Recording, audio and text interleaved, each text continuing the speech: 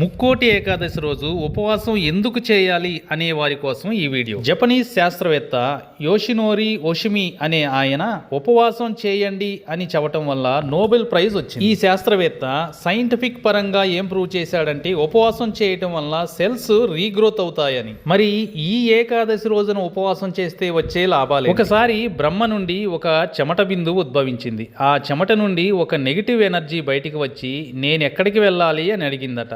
అప్పుడు ఆ బ్రహ్మదేవుడు ఏకాదశి రోజున అన్నంలోకి వెళ్ళు అని చెప్పాడంట. మనం చేసే పాపాలన్నీ ఏకాదశి రోజున మనం తినే ఆహారాన్ని అంటిపెట్టుకొని ఉంటాయని పెద్దలు చెబుతున్నారు. అందుకే ఏకాదశి రోజున ఉపవాసం చేస్తే చాలా మంచిది. మరి ఎవరు ఉపవాసం చేయకూడదు అంటే బ్రహ్మచారులకి ఉపవాస దీక్ష లేదని శాస్త్రాలు చెబుతున్నాయి. కాయ కష్టం చేసేవాళ్ళు అంటే శరీరంతో కష్టపడి పని చేసేవాళ్ళు, గర్భిణీ స్త్రీలు, ప్రసవం చేసిన ఆడవాళ్ళు, 80 సంవత్సరాలు పైబడిన ముసలివారు, తినకపోతే ఆరోగ్యం చెడిపోయేవారు, వీళ్ళందరూ కూడా అనర్హులు ఉపవాసం చేయటానికి. ఉపవాసం చేసేటప్పుడు ఏం చేయాలి?